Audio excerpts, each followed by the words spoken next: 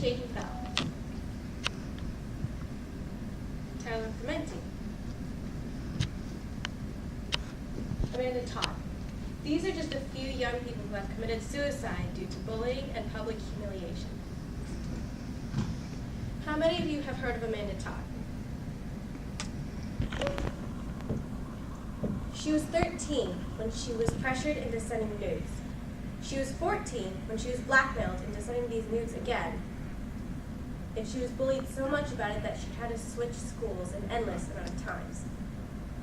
When she was 15, she was pushed into a hole and beaten, and that night when she got home, she wanted to die so bad that she drank bleach. She lived. Less than a month before her 16th birthday, Amanda Todd hung herself in her room. Amanda Todd died October 10th, 2012. Stories like these remind us of what people do, and sometimes they do it just for a laugh. Take, for example, Jaden Bell. He was bullied and beaten. You know why? One small, tiny piece of his character.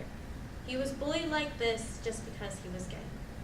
He then went to the local elementary school and hung himself in the play structure. Jaden Bell died January 3rd, 2013. Why does this happen, we think?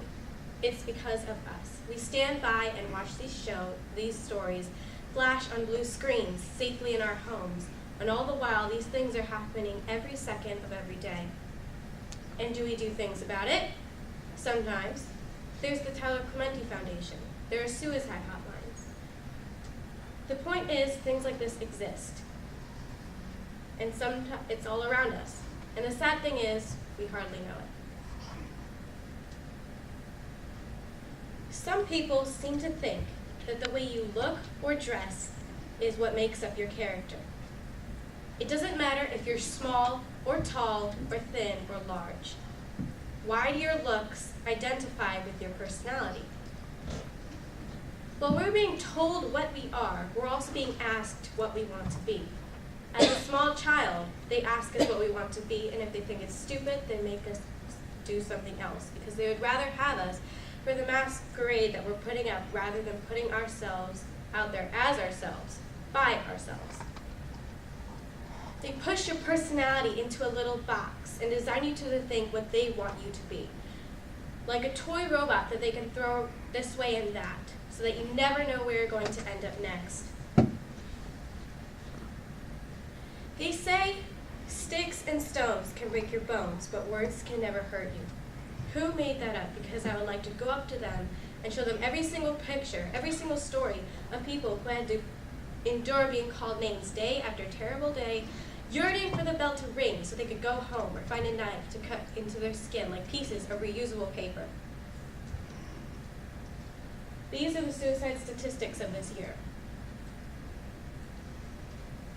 And that's the wrong one. Oops. How do I go back to the other one? You click the arrow at the bottom.